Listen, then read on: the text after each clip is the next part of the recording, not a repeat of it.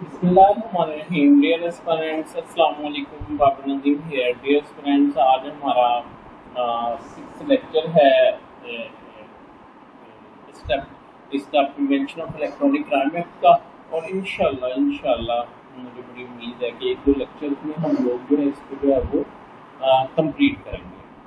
अच्छा dear students, देखिए मैंने कल भी ये बात की थी कि क्या रीज़न है कि एक ही इंस्टीट्यूशन, एक ही सिलेबस और एक ही टीचर से पढ़ने वाले बहुत सारे लोगों में से कुछ ही कामयाब वकील, जज या कामयाब या लॉ ऑफिसर बनते हैं। तो उसकी रीज़न ये है कि उसकी रीज़न ठीक है, लक तो अपनी जगह पे है, लेकिन कुछ सर्टेन पैरामीटर्स हैं मेहनत करने के और तैयारी करने के। तो उससे जो है वो लोग जो है ना उनको कॉलेज लाइफ में बताया जाता है, ना उनको जो है वो प्रैक्टिस के दौरान आगे पता चलता है कि हमें करना क्या है। तो इसके लिए हमने एक सीरीज शुरू की है जनरल गाइडेंस के नाम से व्हाट्सएप के ऊपर। तो उसके ऊपर मैंने आप लोग एक तो आप लोग उसको ज्वाइन करें, और दूसरा जो है वो उसके ऊपर मैंने अब आपसे सबसे पहले मैंने आपसे आपकी कन्फ्यूजन पूछी है कि बताओ भाई कि आप लोगों की इश्यूज क्या हैं जो आप फील करते हो अपने लिए कि ये होना चाहिए, मुझे ये चीज़ मुश्किल लगती है, मुझे सिलेबस लेंथी लगता है, मुझे कॉन्फिडेंस नहीं है, मुझे पेपर अटेम्प्ट नहीं करना आता। फिर क्या करेंगे कि मैं आपके इनपुट की बुनियाद पे चीज़ों को लेके चलूँगा ताकि हम प्रैक्टिकल अप्रोच के साथ सीखें। जो आपकी कन्फ्यूजन्स हैं वो जो है उनको, और फिर जो सक्सेसफुल लोग हैं जो किसी सीट पे बैठे हैं उनको भी हम लोग इनवाइट किया करेंगे कि प्लीज़ वो भी आपको जो है थोड़ा बहुत अपनी सक्सेस के बारे में जो है वो बताया करें। तो हम लेक्चर की तरफ जो है वो वापस चलते हैं। तो डियर स्टूडेंट्स, बिल्कुल आपका ना इस एक्ट में वो नहीं है अब इंटरेस्ट, या शायद आप मेरे साथ नहीं चलना चाहते, इसको बाद में पढ़ना चाहते हैं, क्योंकि अब तो एक होता है कमेंट करना, एक होता है व्यू करना। लोग इसको व्यू भी नहीं कर रहे। ये जितना मुश्किल था, जितनी मैंने मेहनत की थी, जितनी मैं अप्रिसिएशन एक्सपेक्ट कर रहा था, उसकी निस्बत लोगों ने इसमें जो है वो इंटरेस्ट नहीं शो किया। एनी हाउ, आज का जो लेक्चर है establishment of investigation agency and procedural power for investigation, honestly speaking you can do it. आप इसको खुद पढ़ सकते हो, लेकिन चूंकि अब एक एक्ट शुरू है तो हम इसको जो है वो कंप्लीट करेंगे। डियर स्टूडेंट्स, मुझे ये चीज़ दोहराने की ज़रूरत नहीं है कि पीपीएससी का कोई भी एग्ज़ाम हो तो उसमें डेफिनेशंस की क्या इम्पोर्टेंस होती है, टेबल्स कहाँ कहाँ बन सकते हैं, कैसे 3-4 एमसीक्यूज को इंश्योर किया जा सकता है। तो ये अब आप पे है कि अगर आपने वो जनरल गाइडलाइंस वाले लेक्चर लिए हैं तो फिर you are going right, you are going right. ठीक है, तो अब हम जो है वो इसको स्टार्ट करते हैं। तो ले जी, establishment of investigation agency. The federal government may establish or designate a law enforcement agency as the investigation agency for the purpose of investigation of the offence under this act. उन्होंने ये कहा है कि जो prevention of electronic crimes act है ना, उसके तहत जो भी ऑफेंस होगा उसके लिए एक स्पेशल एजेंसी होगी, जिसको कि कौन एस्टेब्लिश करेगा, जिसको कि फेडरल गवर्नमेंट जो है वो उसको एस्टेब्लिश करेगी। देखिए ना, जैसे पुलिस एक एजेंसी है, ठीक है, पुलिस एक एजेंसी है।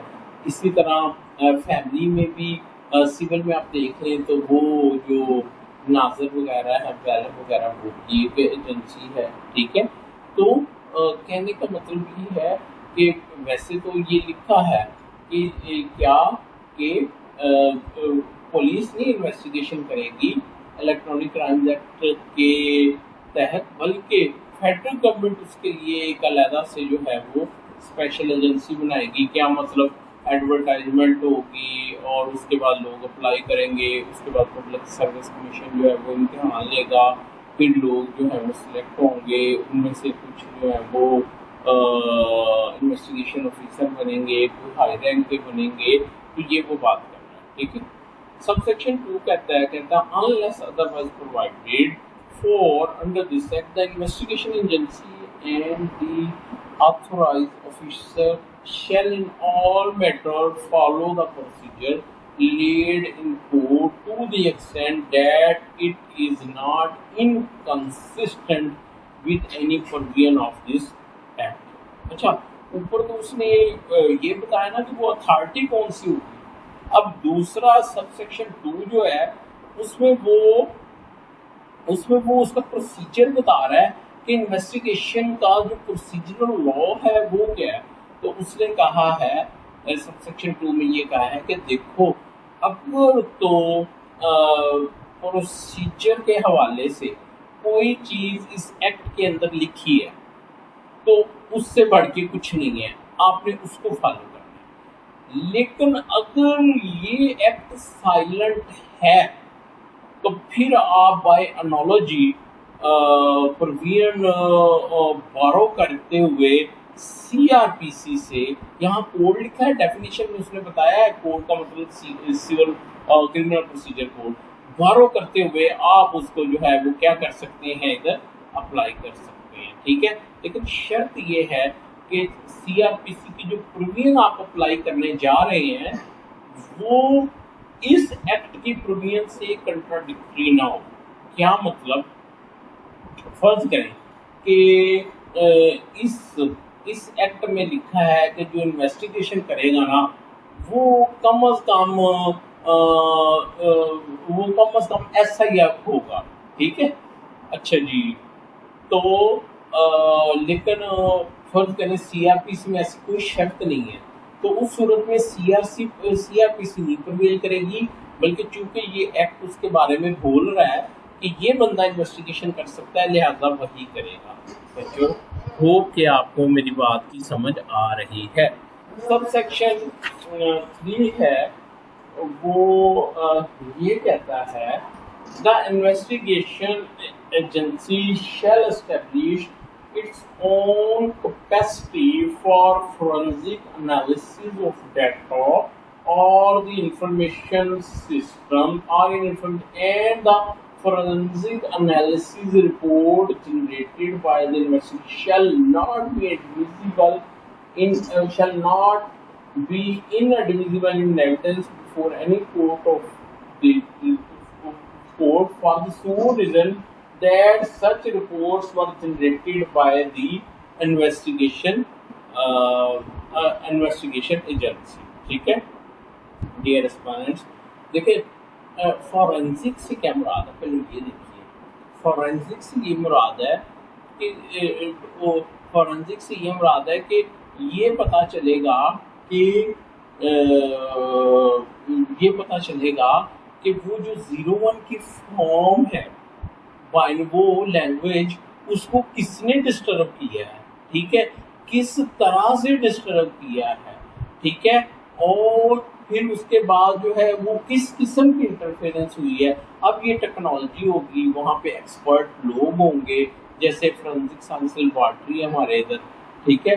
तो इसी तरह इसकी अपनी एक एजेंसी बनेगी जो क्या करेगी कि कंप्यूटर एक्सपर्ट जो होंगे वो क्या करेंगे कि कंप्यूटर के ऊपर जो डाटा पड़ा है उसका एनालिसिस करेंगे और देखेंगे कि क्या किसी ने वाकई इस डाटे की बाबत कोई ऐसा एक्ट किया है जो इस प्रिवेंशन ऑफ क्राइम एक्ट के तहत ऑफेंस है। तो हो कि आपको मेरी बात की समझ आ गई। आगे चलो। सब सेक्शन 4 है, वो कहता है notwithstanding provision of any other law, the federal government shall make rules for appointment। Najeeb, मुझे पानी पिलाओ, ठीक है। notwithstanding, ध्यान से, notwithstanding provision of any law, the federal government shall make rules for appointment and promotion in the investigation agency, including undertaking of specialized courses in digital forensic, information technology, computer science, and other related matters for training of the officers and staff of the investigation agency. ठीक है। अच्छा, ये क्या कहता है जी कि federal government क्या करेगी, वो इस चीज को इंश्योर करेगी, वो उस चीज का कानून बनाएगी, कायदा बनाएगी कि किस तरह से वो जो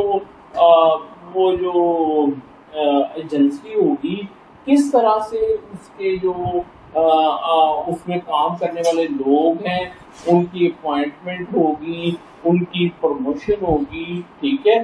फिर इसके अलावा वो ये भी इंश्योर करेंगे कि वो जो लोग अपॉइंट हुए हैं उनकी क्या हो, मुख्तलिफ जो फील्ड्स हैं आईटी के, मसलन डिजिटल फोरेंसिक हो गया, इंफॉर्मेशन टेक्नोलॉजी हो गया, कंप्यूटर साइंस हो गया, उसमें उनकी ट्रेनिंग हो, किसकी, ऑफिसर्स की भी और स्टाफ की भी।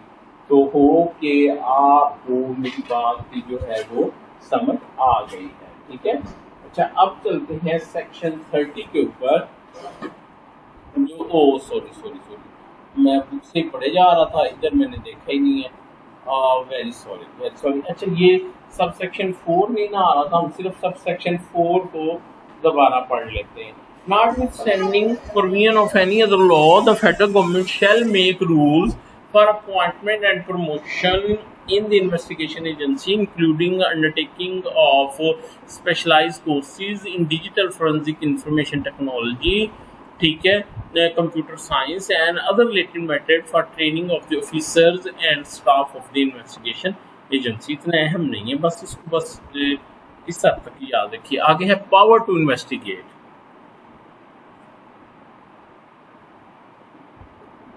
Only an authorized officer of the investigation agency shall have the power to investigate an offence under this act। ठीक है। ले जी, जिसको ऑथोराइज किया जाएगा वही क्या करेगा, इस एक्ट के तहत जो है वो इन्वेस्टिगेशन जो है वो करेगा। Provided eight the federal government और the provincial government may as the case may constitute one or more of the joint investigation teams comprising of an authorized officer of the investigation agency and any other law enforcement agency for the investigation of an offence under this act and other laws for the time being enforced। बड़ा easy है। वो कहता है कि जो वैसे ऊपर general rule बता रहा है कि सिर्फ ऑथोराइज ऑफिसर ही इन्वेस्टिगेशन करेगा। ठीक है। लेकिन नीचे ये कहते हैं कि फेडरल गवर्नमेंट जो एक एक्सेप्शन उसकी ये है कि फेडरल गवर्नमेंट जो है वो जॉइंट इन्वेस्टिगेशन का जो है वो ऑर्डर कर सकती है, जिसमें जो प्रिवेंशन क्राइम एक्ट है उसके तहत जो एजेंसी होगी उसका ऑथोराइज ऑफिसर होगा। और फिर यहाँ और दूसरी जो या दूसरी जो होंगी इन्फोर्समेंट एजेंसीज, उनके ऑफिसर होंगे। ठीक है। और उसका मकसद क्या होगा कि इस एक्ट के तहत किसी होने वाले ऑफेंस या किसी और जैसे पीटीए है उस लॉ के तहत होने वाले किसी ऑफेंस में क्या की जाए, इन्वेस्टिगेशन की जाए। तो हो कि आपको मेरी समझ जो है वो आ गई है। ठीक है। अच्छा, ये है expedited preservation and acquisition of data. देखिए, फर्ज करिए कि prevention of electronic crime act के तहत कोई इन्वेस्टिगेशन चल रही है। ठीक है। और वो जो आईओ है, वो जो ऑफिसर है, उसको ये लगता है कि वो जो डाटा जो कि इन्वेस्टिगेशन के लिए ज़रूरी है, ठीक है, वो ज़रूरी है क्या चीज़, वो डाटा जो किसी इंफॉर्मेशन सिस्टम में पड़ा है। और इसके अलावा बहुत बड़ा रिस्क है। ठीक है। ये खदशा है कि वो डाटा जो है या तो उसको मॉडिफाई कर दिया जाएगा या ज़ाया कर दिया जाएगा या वो दोबारा एक्सेसिबल नहीं रहेगा। ठीक है।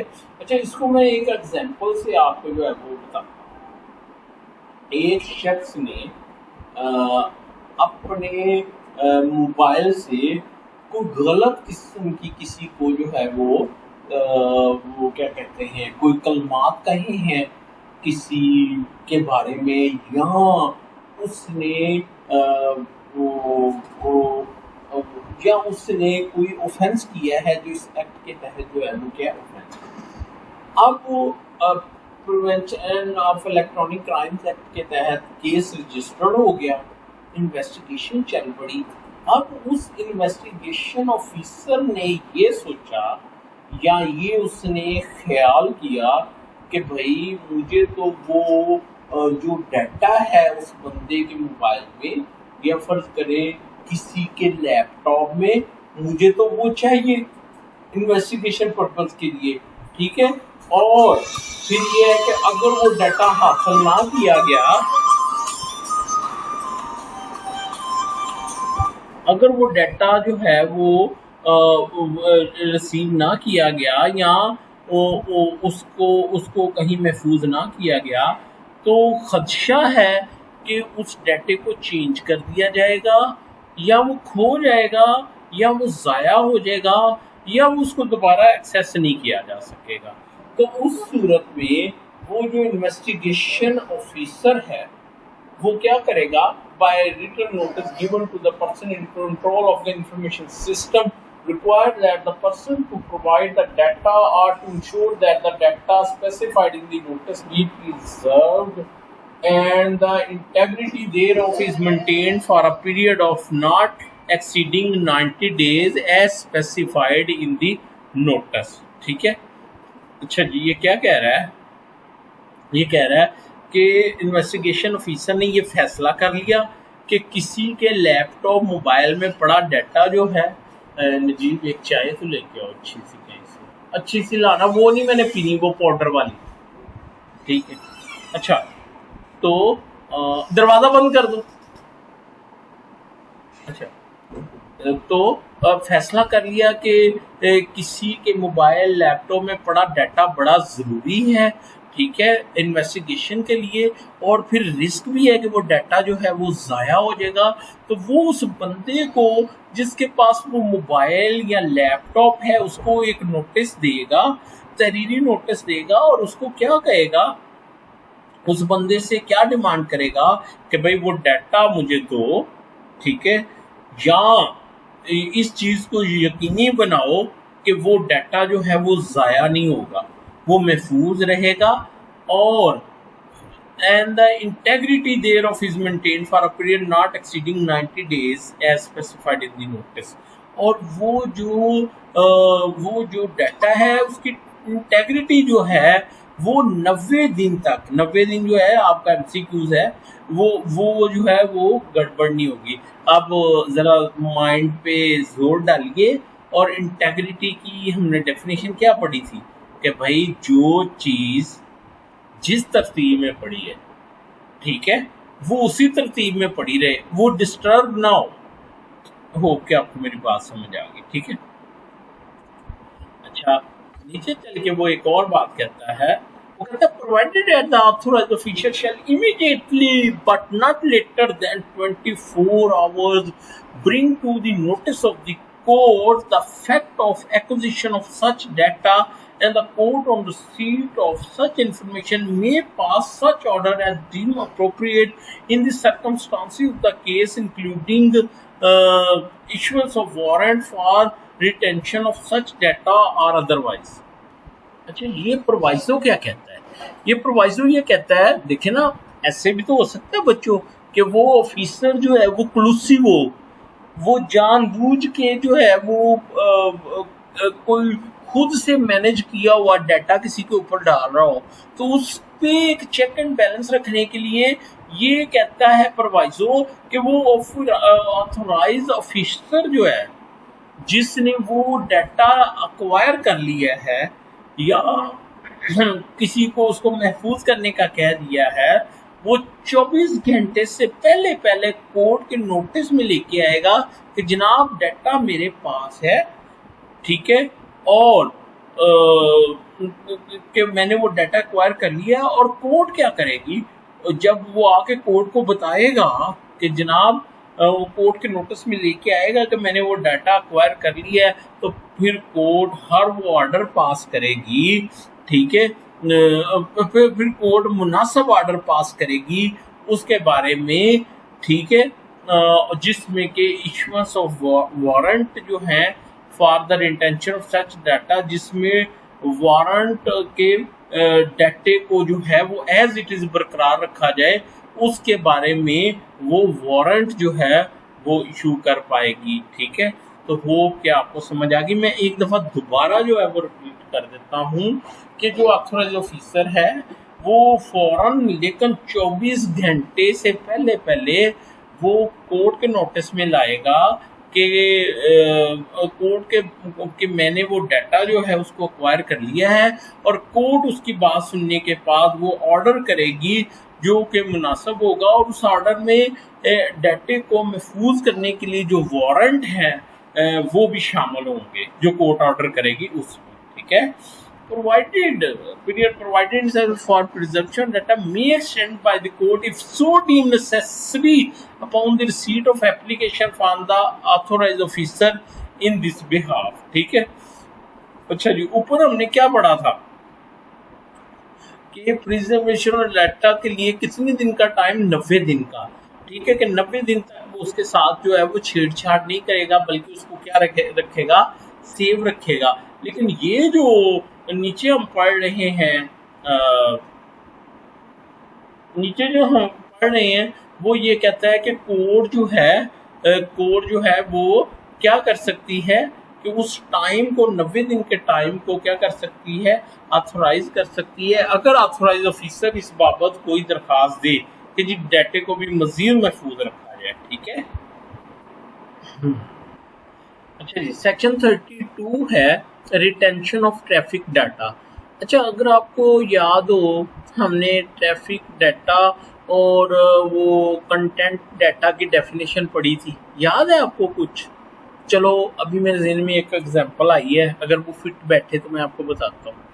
लीजिए आपने किसी को कोई लेटर पोस्ट किया है, ठीक है, लेटर पोस्ट किया आपने, तो आपने जो लेटर लिखा है उसको फोल्ड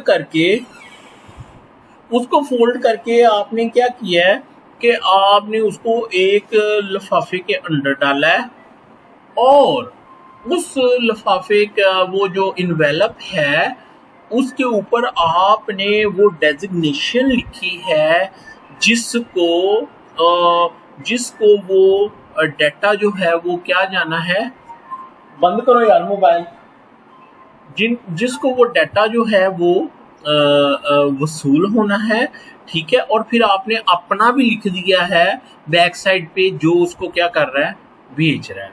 तो बच्चों यही चीज अच्छा, अब वो जो इन्वेलप के अंदर लेटर है वो कंटेंट डाटा है, और जो बाहर है जो उसका ओरिजिन बता रहा है, जो उसकी डेजिग्नेशन बता रहा है, जो उसका पाथ बता रहा है, वो क्या है, वो ट्रैफिक डाटा है, ठीक है। अच्छा, तो इसी तरह कंप्यूटर में जो डाटा आपके पास सेव है, जिससे वो छेड़छाड़ करना चाहता है, या जिसको वो डैमेज करना चाहता है, या जिसको वो ट्रांसमिट करना चाहता है, या जिसको वो एक्वायर करना चाहता है, वो तो हो गया कंटेंट डाटा। और ट्रैफिक डाटा क्या है कि जब वो पैकेट्स की सूरत में डाटा ट्रेवल करता है तो उसके साथ उसका आईपी एड्रेस होता है, ठीक है। आईपी एड्रेस से क्या मुराद है, वो उसके घर का एड्रेस होता है, फिर उसमें ओरिजिन की इंफॉर्मेशन भी होती है, फिर उसमें डेजिग्नेशन की भी होती है कि मैंने कहाँ पे जो है वो जाना है, ठीक है। कैपेसिटी की भी होती है कि उसमें कितना डाटा जो है इस वक्त जो है वो जा रहा है, टाइमिंग का भी उसमें जो होता है वो जिक्र होता है, ठीक है। तो जिक्र होता है, और वो जो ऑफेंस करता है वो क्या करता है, वो बेसिकली उसी ट्रैफिक डाटा को कंट्रोल करने की कोशिश करता है। ठीक है, अब बात याद रखिएगा, जो एनालिसिस होता है वो ट्रैफिक डाटा का होता है। मसलन आपने एक मैसेज किया या नहीं किया, ठीक है, या आपके लैपटॉप से आपकी सिम से वो गया है मैसेज या नहीं गया, तो उसके पीछे आपके ओरिजिन का एक कोड होगा, और वो कहाँ से मिलेगा, किस में से ढूंढा जाएगा, ट्रैफिक डाटा में से ढूंढा जाएगा।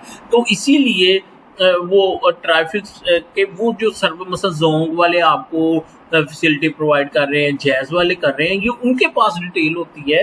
वो कहता है service provider shall within its existing और रिक्वायर्ड टेक्निकल कैपेबिलिटी, कि वो कितना डाटा जो है वो सेव कर सकते हैं, retain its specified traffic data for a minimum period of 1 year. 1 साल तक वो अपने उस ट्रैफिक डाटा को सेव रखेंगे, या or such period as authority may notify from, या जब तक अथॉरिटी उनको कहेगी वो टाइम को क्या करते रहेंगे, एक्सटेंड करते रहेंगे। And subject to the production of a warrant issued by the court provided that data to the investigation agency or to the authorized officer whoever so required। ठीक है, लो जी, और कोर्ट के ऑर्डर पे, कोर्ट के warrant मिलने पे वो data वो पेश करेंगे किसके सामने, इन्वेस्टिगेशन एजेंसी को दे देंगे वो डाटा, या फिर ऑथोराइज ऑफिसर को, जैसा कोर्ट कहेगी वैसा वो करेंगे। ठीक है, होप कि आपको समझ आ गई। The service providers shall retain the traffic data under subsection 1 by fulfilling all the requirement of data retention and its originality as provided under section 5 and 6 of the Electronic Transaction Ordinance 2002। यानी electronic transaction ordinance 2002 का section 5 और 6 जो parameter बताता है एक traffic data को save करने का, वो उसके मुताबिक उस डाटे को सेव करेंगे ताकि उसकी जो इंटेग्रिटी है वो बहाल रहे। अगर डाटे की इंटेग्रिटी बाइनरी लैंग्वेज आगे पीछे होगी तो फिर तो कुछ नहीं मिलना। ठीक है, अच्छा जी। An owner of the information system who is not a licensee of the authority and violates subsection 1 shall be guilty of an offence punishable if committed for the first time with fine which may extend to 10 million rupees, and upon any subsequent conviction shall be punished with which may extend to 6 months or with fine or with both। अच्छा, ये कह रहा है कि फर्ज करें कि अगर वो बंदा, अब बात होने लगी है, वो बंदा जिसने नोटिस के बावजूद सर्विस प्रोवाइडर ने जो है वो डाटा क्या कर दिया है, सेव नहीं किया 1 साल तक, अब उसकी सजा तो आनी है ना। तो जब आप पनिशमेंट वाला क्वेश्चन तैयार करेंगे तो आप ये वाला सेक्शन 32 का भी जो है वो रेफरेंस देंगे। तो एक सर्विस प्रोवाइडर ने डाटा 1 साल तक सेव नहीं रखा, ठीक है, अगर उसने नहीं रखा तो अब क्या होगा, उसको सजा मिलेगी। अच्छा, ये जो सर्विस प्रोवाइडर है ये उस अथॉरिटी का, जैसे पीटीए है, ये उसका भी लाइसेंस होल्डर हो सकता है, और या ये किसी लाइसेंस होल्डर का लाइसेंस होल्डर हो सकता है। ठीक है, ये जो सर्विस प्रोवाइडर होता है ना, वो लोग फ्रेंचाइज ले लेते हैं और फिर वो आगे सर्विसेज देना शुरू कर देते हैं। तो सब सेक्शन 3 कहता है कि अगर तो ये सर्विस प्रोवाइडर वो अथॉरिटी पीटीए जिसने वो उसको सर्विसेज लाइसेंस वो ये उसका लाइसेंस होल्डर नहीं, यानी ये कोई तीसरा बंदा है, तो उसकी जो सजा है वो क्या होगी, भाई 6 माह तक या फाइन या बहुत होगा। लेकिन provided where the violation is committed by the licensee of the authority, लेकिन जब वहाँ वो डायरेक्ट अथॉरिटी का लाइसेंसी था, the same shall be deemed to be a violation of the terms and condition of the license and shall be treated as such under the PTA। ठीक है, क्या मतलब जी, तो फिर उसका लाइसेंस, अगर लाइसेंसी ने, अगर जोंग वालों ने, अगर जोंग के आगे किसी फ्रेंचाइज ने किया है तो उसकी सजा तो है, लेकिन अगर जोंग ने अब खुद किया है वायलेट कि 1 साल तक डाटा महफूज नहीं रखा, तो उसका फिर लाइसेंस ही जो है वो क्या हो सकता है, मनसूख हो सकता है। सेक्शन 33 है वारंट फॉर सर्च और scissor.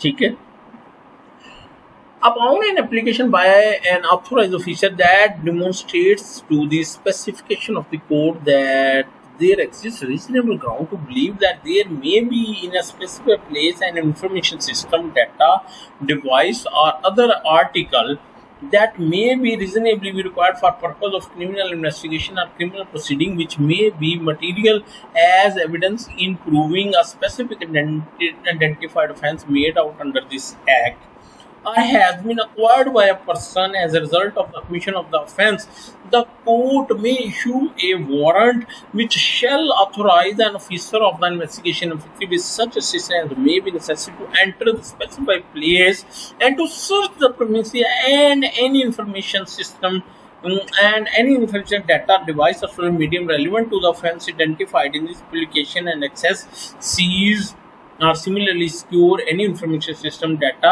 device, or other article relevant to the offence identified in the application. अच्छा, आप एक बात देखिए कि मैं इससे पहले कि आपको ये समझाऊँ, मैं एक एग्जांपल देता हूँ कि उनको लगता है इन्वेस्टिगेशन ऑफेंसेस को कि वो मोबाइल जिससे ऑफेंस हुआ है या ऑफेंस हुआ है वो उस वक्त किसी पार्टिकुलर जगह पे ट्रेस हो रहा है। ठीक है, यहाँ ऑफेंस के फर्ज करें कोई किसी से मोबाइल छीन के ले गया, ठीक है, तो वो जो इंफॉर्मेशन सेट है, डाटा है या डिवाइस है जो कि ऑफेंस की सूरत में कोई ले उड़ा है, ठीक है, वो इस वक्त किसी स्पेसिफिक लोकेशन में मौजूद है, तो वो इन्वेस्टिगेशन ऑफिसर क्या करेगा, वो कोर्ट को सेटिस्फाई करेगा कि जनाब इस वक्त बहुत ज़्यादा चांसेस हैं कि ये वाला डिवाइस, डाटा या इंफॉर्मेशन सिस्टम जो है वो इस एरिया के अंदर मौजूद है, प्लीज़ मुझे जो है वो उसकी इजाज़त दी जाए कि मैं उसको जाके क्या कर सकूं, मुझे वारंट जारी किया जाए कि मैं उसको जाके उस एरिया को सर्च कर सकूं और वो जो रिक्वायर्ड डाटा, इंफॉर्मेशन सिस्टम या डिवाइस है उसको मैं क्या कर सकूं, उसको मैं सीज कर सकूं, अपने कब्जे में ले सकूं। अच्छा, प्रोसीजर क्या होगा? प्रोसीजर ये होगा कि वो इन्वेस्टिगेशन ऑफिसर एक एप्लीकेशन लिखेगा और जो उसको डाटा, डिवाइस या इंफॉर्मेशन चाहिए उसकी डिटेल लिखेगा।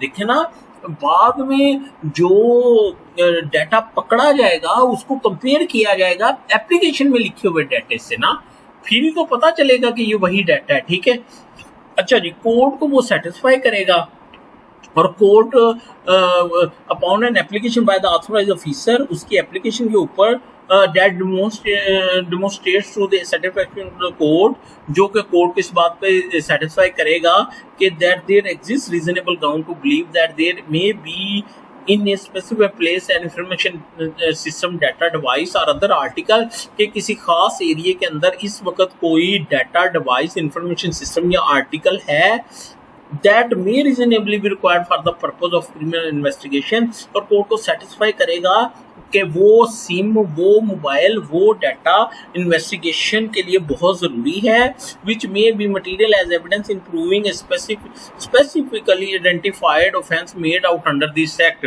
इस एक्ट के तहत किसी ऑफेंस को स्टैब्लिश करने के लिए वो डाटा, डिवाइस या इंफॉर्मेशन सिस्टम या आर्टिकल बहुत ज़रूरी है। या वो कोर्ट को इस चीज़ पे सेटिस्फाई करेगा क्या कि वो जो इंफॉर्मेशन सिस्टम, डाटा, डिवाइस या आर्टिकल है that has been acquired by a person as a result of commission of offense, वो किसी ऑफेंस की वजह से उस बंदे के पास आया है, द कोर्ट में इशू अ वारंट। अब ये दो ग्राउंड में से जब एक सेटिस्फाइड हो जाएगी तो कोर्ट कहेगा अच्छा जाओ, क्या याद करोगे, issue A warrant which shall authorize an officer of the investigation agency, जो कि एक ऑफिसर को ऑथोराइज करेगी किस लिए, with such assistance and may be necessary to enter the specified place। अब वारंट में क्या क्या कहा गया है कि जाओ जाओ किसी जगह पे जाके एंटर हो जाओ and to search the premises, और वहां तलाशी ले लो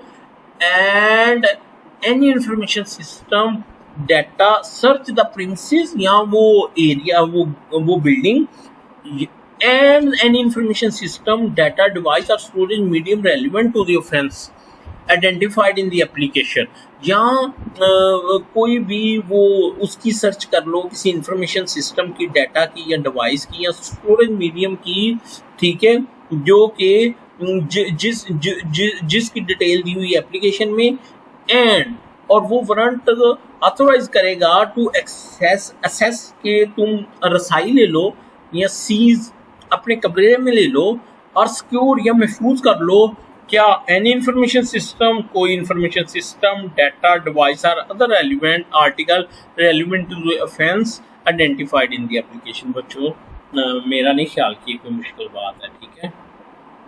अब क्या हो गया, in circumstances violating involving any offence under section 10 under which a warrant may be issued but cannot be obtained without the apprehension of destruction, alteration, or loss of data, information system, data, device, or other required for investigation, the authorized officer who shall be a gazetted officer of the investigation agency may enter the specified place and search the premises and any information, data, device, or other relevant to the offense, access, seize, or similarly secure any information, data, device, or other relevant to the offense। बच्चों subsection 2 जो है ना, वो ऊपर वाला जो subsection 1 है कि भाई कोर्ट से वारंट लेना जरूरी है, वो उसकी एक एक्सेप्शन बता रहा है, ठीक है। और वो एक्सेप्शन क्या बता रहा है, वो कह रहा है अगर तो वो ऑफेंस जो है वो अंडर सेक्शन 10 है। सेक्शन 10 के तहत कौन से ऑफेंस थे बच्चों, साइबर टेररिज्म, जो कि क्रिटिकल इंफ्रास्ट्रक्चर इंफॉर्मेशन सिस्टम के बारे में थे, वही टेररिज्म कहलाएंगे ना। वो कह रहा है कि अगर वो ऑफेंसेस हैं और उस इन्वेस्टिगेशन ऑफिसर को ये लगता है कि मैं अगर कोर्ट के पास इजाजत लेने के लिए गया वारंट की, तो इतने में ये डाटा उड़ा देंगे, इसको आगे पीछे कर देंगे, जाया कर देंगे, तो वो फिर क्या करेगा। और वो डाटा भी क्या है जो कि इन्वेस्टिगेशन के लिए बहुत ज़रूरी है, तो वो फिर क्या करेगा, वो कहेगा अब कोर्ट के पास जाने का टाइम नहीं है।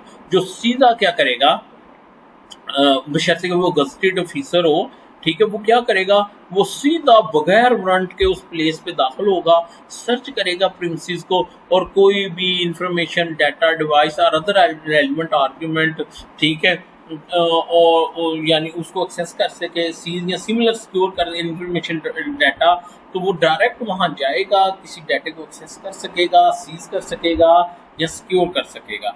लेकिन provided that the authorized official shall immediately but not later than 24 hours bring to the notice of the court the fact of such search or seizure, and the court on receipt of such information may pass such order as deem appropriate in the circumstances of the case।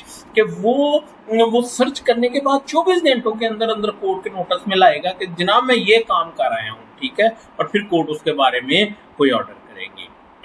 मुझे उतना मुश्किल तो नहीं है, ठीक है, और घबराना भी नहीं है आपने, कामयाबी इतनी आसानी से तो नहीं मिलती।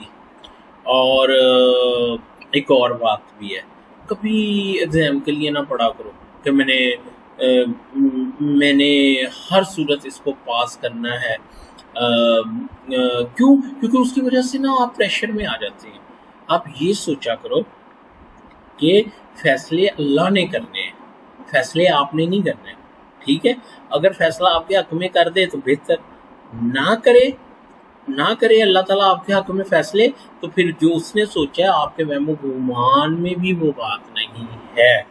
मैंने अक्सर कहता हूँ ना कि मेरे दोस्त जो सिविल जज के एग्ज़ाम में रह गए थे वो आज एडिशनल सेशन जज हैं, जबकि मैं ज़िंदगी में एडिशनल सेशन जज जो है वो उसके एग्ज़ाम नहीं दे सकता। प्रमोट हो जाऊँ वो एक अलग बात है। तो देखा फिर अल्लाह ने कितना अच्छा प्लान बनाया था उनके बारे में। अगर मैं भी उस वक़्त, अल्लाह ना करे कि अगर उस वक़्त रह जाता, तो यकीनन अल्लाह ने मेरे बारे में सोचा होता कि भाई मैंने एडिशनल सेशन जज बनाना है, लेकिन अल्लाह ने मुझे सिविल जज बनाना था। तो दिस इज़ दी थिंग कि पॉजिटिव होके चला करें, घबराया ना करें, ठीक है, लगे रहा करें। अच्छा जी, अब है warrant for disclosure of content data. बताने की जरूरत नहीं, कंटेंट डाटा क्या है। Upon an application by an authorised officer that demonstrates, actually जो पहला लेक्चर है ना हमारा, वही अगर आ जाए ना समझ तो ये पूरा एक्ट समझ आ जाता है। Upon an application by an authorised officer that demonstrates to the satisfaction of God that there exists reasonable ground to believe that the content data stored in an information is reasonably required for the purpose of the criminal investigation or with respect to an offence made out under this act, the court may, after recording reason, order the person in control of the data to provide such data or access such data to the authorized officer। बच्चों, content data का पता है ना? चलो मैं आपको बताता हूँ। अगर आपका लैपटॉप है, आपकी जितनी फाइलें सेव हैं, जितनी गेमें उसमें सेव हैं, ठीक है, जितनी एप्लीकेशन है, ये सारा जो आपका डाटा है, ये क्या है, ये क्या है, वही जो इनवेलप के अंदर है वो कंटेंट डाटा है। तो उसके लिए भी कोर्ट से परमिशन लेने की जरूरी है। The period of warrant issue may be extended beyond 7 days if an application if on application a court authorize an extension for further period as may be specified the court। लो जी, वो 7 दिन के लिए होगा वो वारंट जो court देगा कि भाई आप डाटा ले लो, और फिर कोर्ट उसकी एप्लीकेशन पे उसको वो भी कर सकेगी क्या, एक्सटेंड। तो वो क्या आपको समझ आ गई। Section 35, power of an authorized officer subject to the provision of this act, an authorized officer shall have the power to have access to and inspect the operation of any specified information system।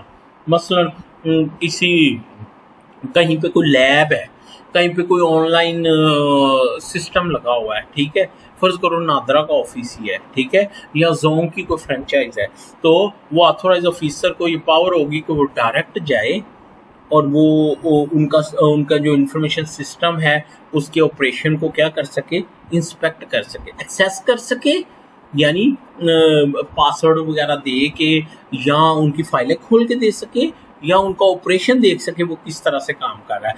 Use or cause to be use any specified information system, ठीक है, to search any specified data contained in or available to such system, या वो क्या करे कि उस किसी के इंफॉर्मेशन सिस्टम को क्या कर सके, उस पे सर्च लगा सके।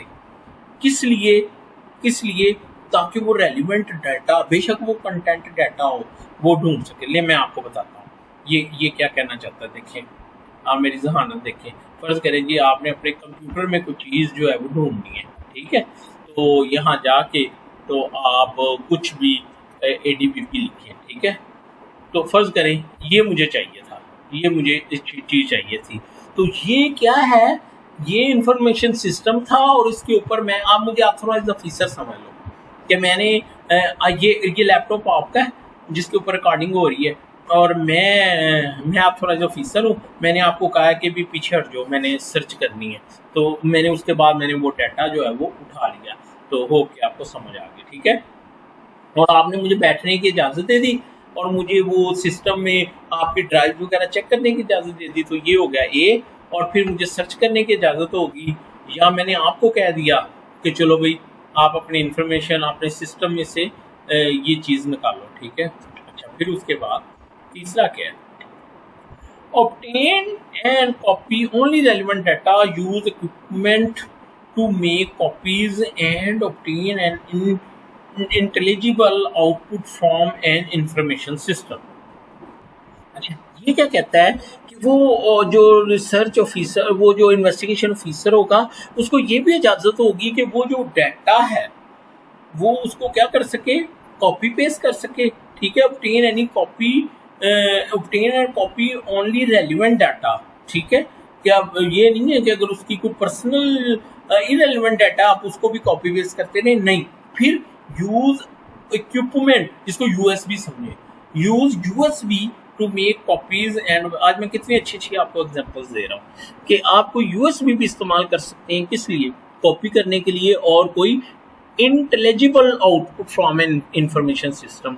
ये क्या चीज़ है इंटेलिजिबल? देखिए, ये जो इंटेलिजिबल से मुराद है, जैसे आप USB पे जो डाटा आप कॉपी करते हो ना भाई, वो इंटेलिजिबल है, ठीक है, मतलब मैं आपको एक बात बताता हूँ कि सिस्टम पे वो आपको पता है ना, वो प्रिंट, ये देखें आप कोई भी इंफॉर्मेशन जो है जिसका वो प्रिंट ले लेते हैं आप, ठीक है, तो इंटेलिजिबल का मतलब ये है जैसे आपके सॉन्ग्स हो गए, आपके वो क्या कहते हैं रिपोर्ट्स वगैरह हो गई, व्हाट्सएवर, यानी जो डाटा यूएसबी या किसी इक्विपमेंट के ऊपर कॉपी हो सकता है, हैव एक्सेस टू और demand in information in readable and comprehensible comprehensive format और प्लेन वर्जन, ठीक है, या वो उसको कह सकता है कि मुझे एक्सेस दो, या डिमांड कर सकता है कि कोई भी इंफॉर्मेशन मुझे रीडेबल फॉर्म में दो।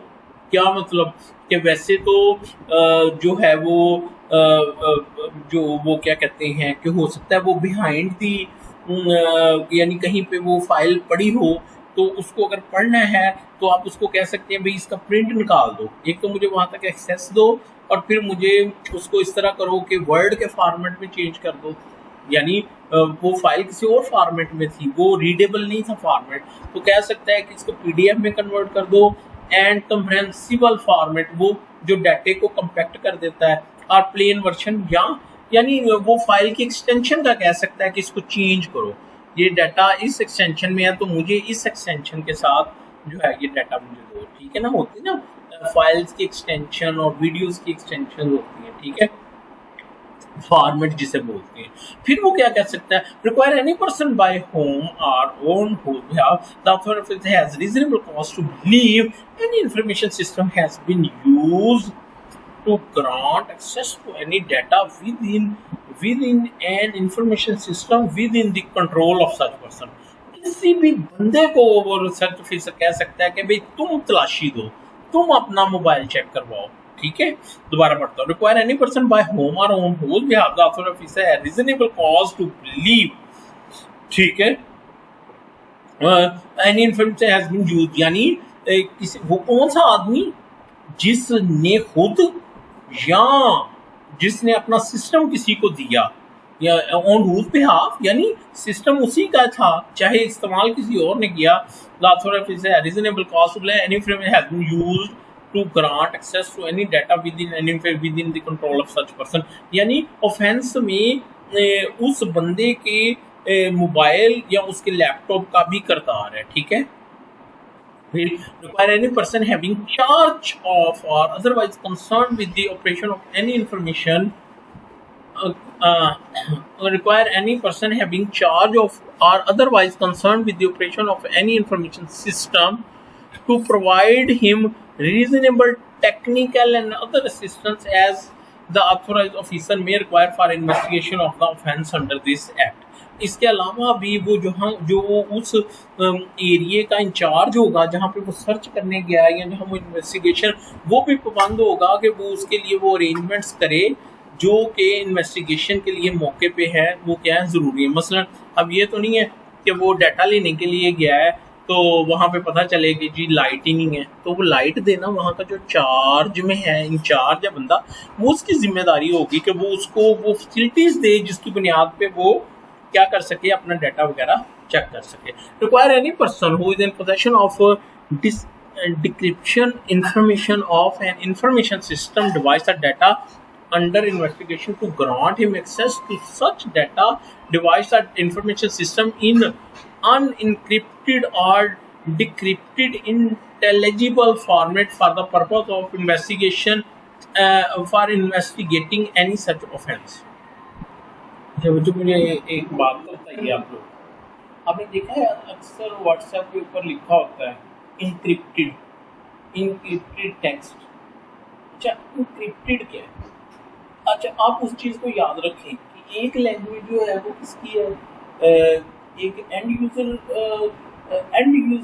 लैंग्वेज है, जैसे कि सामने लिखा आ रहा है मेरे DDPP ADPP, ठीक है, और एक कंप्यूटर की लैंग्वेज है बाइनरी कोड की, जो कि कोई एक्सपर्ट ही उसको जो है वो समझ सकता है, ठीक है। अच्छा, एक तो हो गई ये दो फॉर्मेट, एक को कहेंगे अनइंटेलिजिबल और एक को कहेंगे अनइंटेलिजिबल, कि एक पढ़ा जा सकता है दूसरा जो है वो नहीं पढ़ा जा सकता।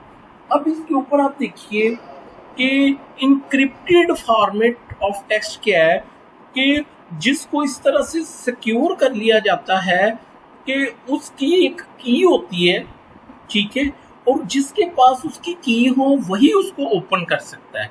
इसको कहते हैं इंक्रिप्टेड फॉर्मेट, जिसको हम कहते हैं जी सिक्योर है, मेरा टेक्स्ट कोई पढ़ नहीं सकता, कोई इसको हैक नहीं कर सकता, इंक्रिप्टेड। और डिक्रिप्टेड का मतलब इंक्रिप्टेड को वापस उस फॉर्मेट में लेके आना, किस में, कि जिसमें वो पढ़ा जा सके, ठीक है। तो इंक्रिप्टेड और डिक्रिप्टेड का आपको समझ आ गई मेरी बात, ठीक है। Decryption is basically the process of formation of the text data from the computer language into the end user language, जिसको के आम बंदा जो है वो क्या कर सके, पढ़ सके, ठीक है। और उस पे इंक्रिप्टेड के ऊपर क्या होता है, कोड लगा होता है। जब कोई कोड कोई तोड़ लेता है उसको क्या कहते हैं कि उसने जो फायरवॉल थी उसको तोड़ दिया, उसने सिक्योरिटी को वायलेट कर दिया, बेसिकली उसने इस एक्ट के तहत ऑफेंस कर दिया। अब मैं दोबारा पढ़ता हूँ।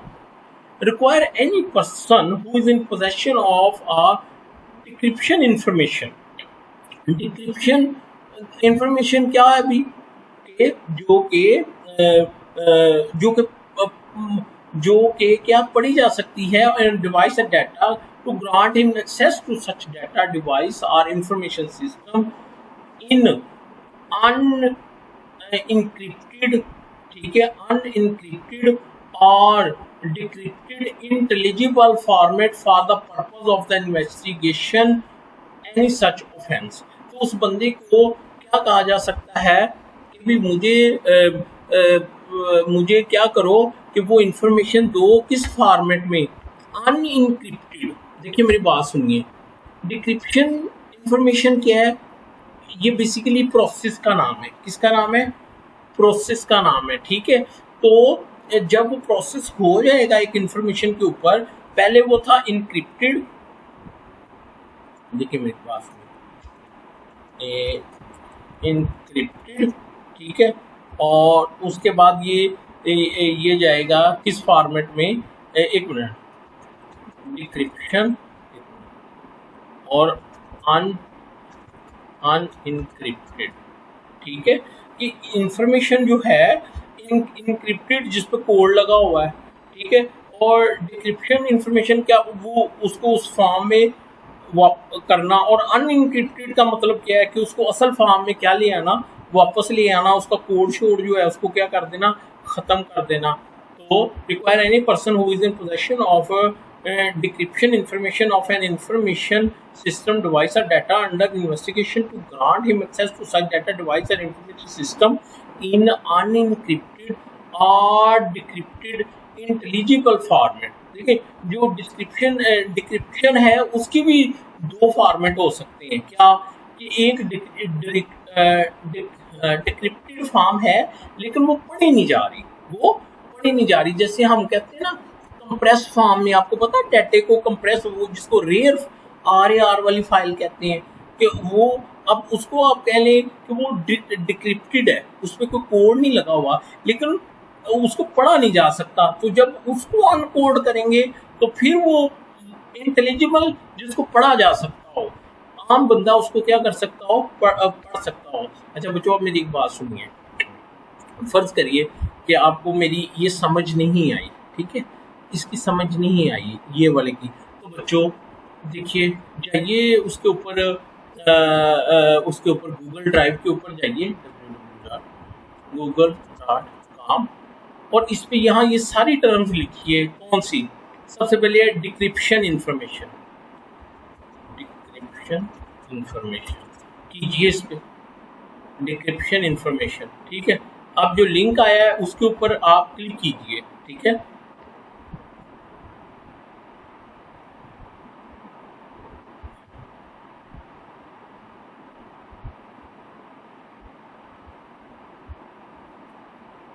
Decryption is a process that transforms encrypted information into original format या unencrypted format, ठीक है। The process of encryption transforms information from its original format, ठीक है, called plain text, और जो वो असल हालत में वापस आता है उसको क्या कहते हैं, इंटेलिजिबल, रीडेबल या plain text into an unreadable format called cipher text. Cipher text क्या होता है कि जो जिसको आप इस तरह कह लें कि जो कि कंप्यूटर की जुबान में होता है, और प्लेन टेक्स्ट क्या होता है जो कि एंड यूजर की, जो उसको इस्तेमाल कर रहा होता है, उसकी फॉर्म में होता है, वाइल इट्स बीइंग शेयर्ड और ट्रांसमिटेड। ठीक है, तो डिस्क्रिप्शन इज अ प्रोसेस है। तो मैं आपको एक मिसाल दे रहा हूँ, इसी तरह आप देखिए, मेरी बात सुनिए। अब जाइए वापस, आप इमेजेस के ऊपर जाइए। ये देखिए, यहाँ आपको इतनी ज़बरदस्त किस्म की चीज़ें मिल जाएंगी उसको समझने के लिए। इंक्रिप्शन और डिस्क्रिप्शन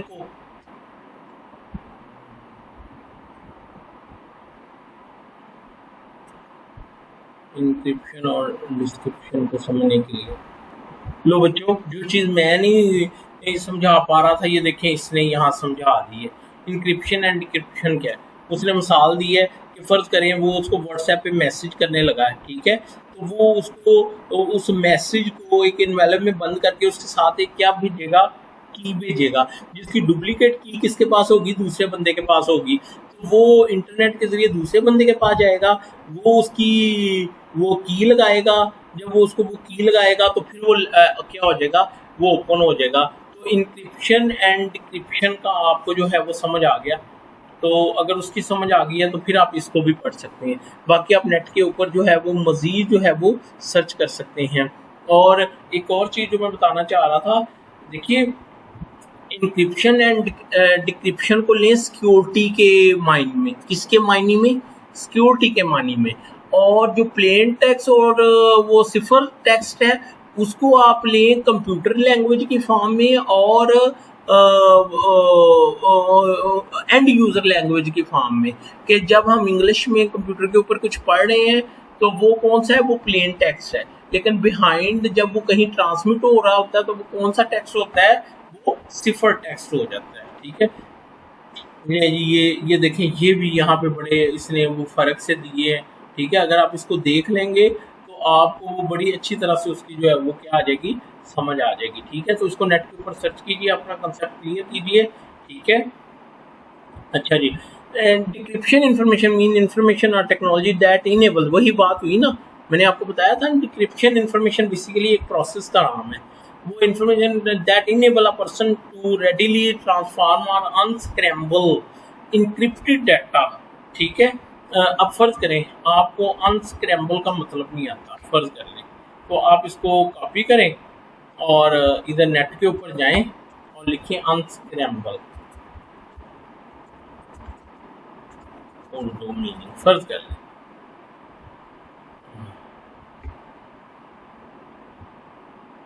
स्क्रैम्बल, तो स्क्रैम्बल कर लें,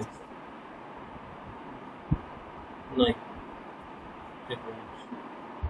control alt W. Unscramble, make intelligible. Intelligible का मतलब क्या है, जिसको पढ़ा जा सकता हो, जिसको पढ़ा जा सकता हो। ठीक है, अच्छा, unscramble encrypted data from its unreadable form and from ciphered data. Ciphered data क्या था, जो कि कंप्यूटर की लैंग्वेज था, टू इंटेलिजिबल डाटा। ठीक है, in exercise of the power of the search and seizure of any information program or data, the author as a officer at all time shall act with proportionality। ठीक है, क्या क्या करेगा वो, कि जितनी ज़रूरत है उसको, ठीक है, वो उसके मुताबिक, यानी वो एक बैलेंस्ड फॉर्म के अंदर जो है वो क्या करेगा, एक्ट करेगा। ठीक है, कि जितनी ज़रूरत है उसको, take all precautions to maintain integrity and secrecy of the information system and data in respect of which a warrant for search or seizure has been issued।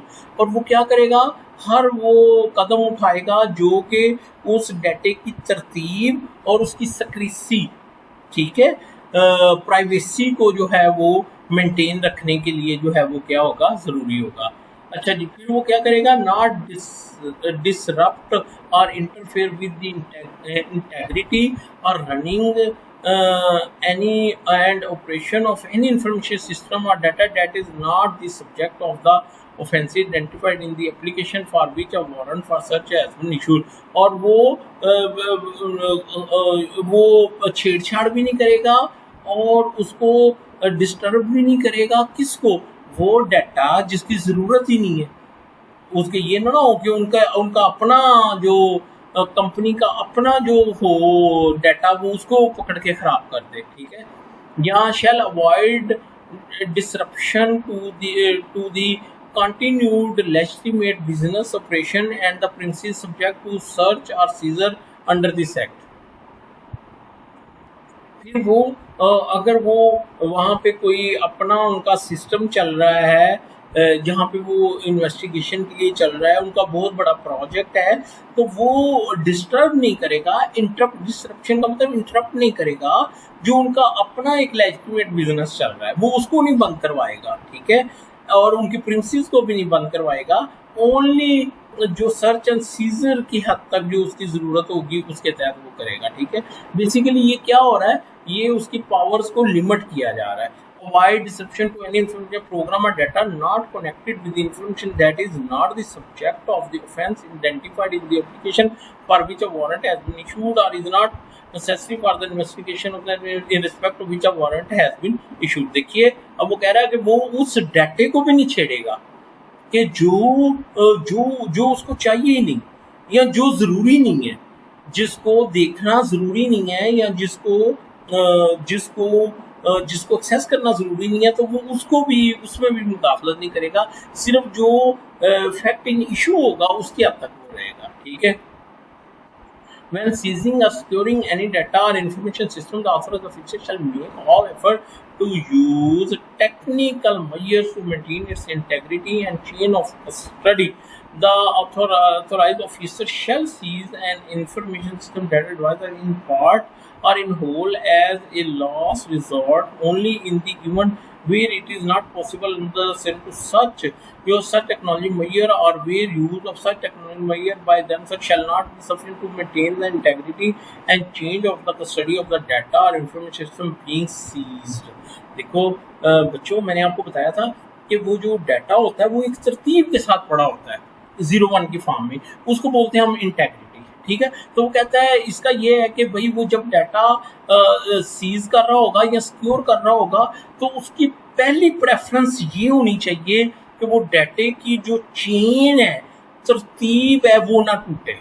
लेकिन अगर मजबूरी बन जाए कि इतनी लंबी चेन जो है इंटेग्रिटी उसको मेंटेन नहीं किया जा सकता, तो फिर वो कोशिश करे कि जितने कम से कम उसके पार्ट्स हो सके। दोबारा पढ़ता हूँ। When seizing or securing any data information, the authorized officer shall make all efforts to use the technical measure to maintain its integrity and chain of custody. The authorized officer shall seize an information system, data, device or article in part or in whole as a last resort। आखिरी उसके तौर पे वे के तौर पे only in the event where it is not possible to use such technical measures or where use of such technical measures by themselves shall not be sufficient to maintain the integrity and chain of the custody of the data in system being seized, ठीक है। Where an authorized officer seizes and secures any data information system, the authorized officer shall ensure the data information system while in possession and in possession of the authorized officer is not released to any other person, including competitors or public at large, and detail including log of any action performed on the information system or data is maintained in the manner prescribed under this act। देखिए वो ये कह रहा है कि जब उसने data को एक्सेस कर लिया, सिक्योर कर लिया, तो वो उसको पब्लिक नहीं करेगा। ये ना हो कि वो किसी एक कंपनी की सीक्रेट इंफॉर्मेशन हो और वो दूसरे जो कंपटीटर है, दूसरा उसके साथ जो मुकाबले पे जो बंदा है वो उस तक पहुंच जाए और वो उसका क्या करे, उसको अपने मकसद के लिए जो है वो इस्तेमाल करे, तो वो उसकी सिक्रेसी रखेगा और उसको पब्लिक नहीं होने देगा, ठीक है। अच्छा, section 36 dealing with seized data और information system, if any data और information system has been seized और सिक्योर्ड, ठीक है। अलाउ, अच्छा जी, following a search or seizure under this act, the authorized officer who undertook to search or seizure shall at the time of seizure, ठीक है, वो कह रहा है अगर कोई जो इंफॉर्मेशन है, को डाटा या इंफॉर्मेशन सिस्टम जो है, ठीक है, उसको सीज कर लिया गया है या उसको सिक्योर कर लिया गया है, उसकी कॉपी कर ली गई है, किस चक्कर में सर्च एंड सीजर के, देखें सर्च का मतलब तलाशी लेना और सीजर का मतलब अपने कब्जे में ले लेना, ठीक है। The authority officer who undertook the search और seizure shall at the time of seizure, तो वो उसको अपने यानी उसको जब्त करते हुए क्या करेगा, make a list of what has been seized or rendered inaccessible with the date and time of the seizure. तो वो उस चीज की लिस्ट बनाएगा कि क्या सीज कर लिया गया है और क्या उसको नहीं, जिसको वो नहीं सीज कर सका, ठीक है, यानी जिसको वो नहीं हासिल कर सकता, with the date and time of the seizure, और वो टाइम और डेट भी लिखेगा जिस वक्त वो डाटा जो है वो उठा रहा है। Give a copy of that list to the occupier of the premises, वो जो ऑक्यूपायर उसको भी देगा, ठीक है। The owner of the data information, जो उसका ओनर है उसको भी देगा। The person from whose possession the data information has been seized in a prescribe manner in the presence of two witnesses. Basically वो क्या कह रहा है कि उसकी फर्द मकबूजगी बनाएगा, किसकी, वो डाटे की या वो लैपटॉप की, उस सिस्टम की, उस यूएसबी की, जिसको वो क्या कर रहा है, अपने कब्जे में ले रहा है, ठीक है।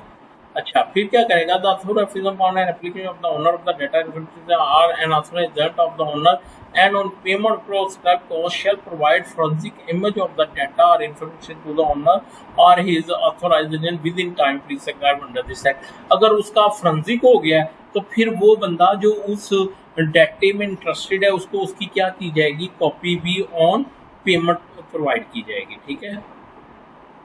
If the authorized officer has reason to believe that providing forensic image of data of internet to owner under the may prejudice the investigation in connection with which the search has carried out, or another ongoing investigation or any criminal proceeding that are pending or that may be brought in relation to any of those investigations, the authorized officer shall within 7 days of the receipt of the application approach the court for seeking an order not to provide copy of the seat data or information system। फिर वो subsection 3 में कहता है, अगर वो authorise officer जो है, ठीक है, अगर उसको लगता है कि जो वो फॉरेंसिक इमेज ऑफ डाटा मांग रहा है, ठीक है, अगर वो उसको दे दिया जाता है तो उससे क्या होगी, इन्वेस्टिगेशन इफेक्ट होगी या कोई दूसरी इन्वेस्टिगेशन इफेक्ट होगी या जो दीगर क्रिमिनल प्रोसीडिंग्स हैं जो कि पेंडिंग है, ठीक है, या के जो फर्दर अभी जो केसेस में जो इन्वेस्टिगेशन अभी होनी है वो उन मैटर्स को अफेक्ट कर सकता है। तो वो क्या करेगा, वो जब वो एप्लीकेशन आ जाएगी कि मुझे इसका फोरेंसिक इमेज प्रोवाइड किया जाए, तो वो क्या करेगा, वो कोर्ट के पास जाएगा, क्या कि कोर्ट ऑर्डर करे कि ये डाटा जो है ये किसी को नहीं दिया जा सकता, इसकी कॉपी नहीं प्रोवाइड की सकती। The court upon receipt of an application authorized officer and section may after recording this in writing pass such order as deem appropriate in this circumstances। अगर कोर्ट मुनासिब समझती है तो विद रीजन वो ये ऑर्डर कर सकती है कि जी इसकी कॉपी नहीं किसी को दी जा सकती। The cost associated with the exercise और right under this section shall be borne by the person exercising the right. जो बंदा वो लेना चाहता है कॉपी, वो उसके पैसे देगा। अच्छा जी, अब है सेक्शन 37 है unlawful online content. The authority shall have the power to remove or block or issue direction for removal or blocking of access to an information through any information system if it considered necessary in the interest of the glory of Islam or the integrity, security or defense of Pakistan or any part of the public order, decency or morality, or in relation to contempt of court or omission or of incitement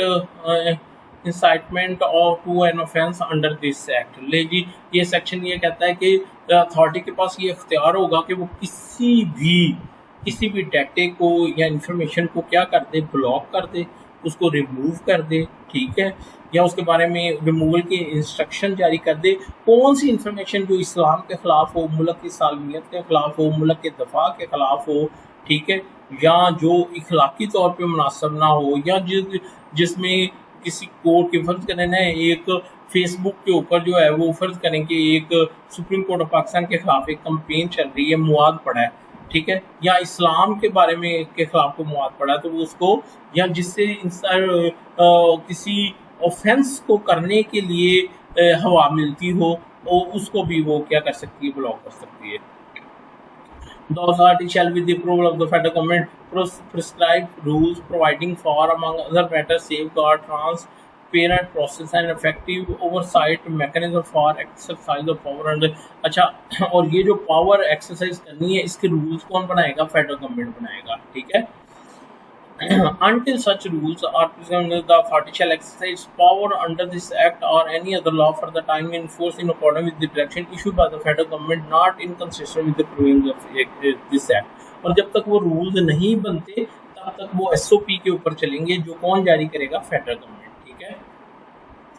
Any person aggrieved from an order passed by authority may file an application with the authority for review of order within 30 days। 30 days को highlight करें, from the date of passing of an order. क्या मतलब जी कि जो बंदा जिसका data remove किया गया वो अगर ग्रीव्ड है तो 30 दिनों में वो क्या कर सकेगा? वो गवर्नमेंट अथॉरिटी को ही दरखास्त देगा।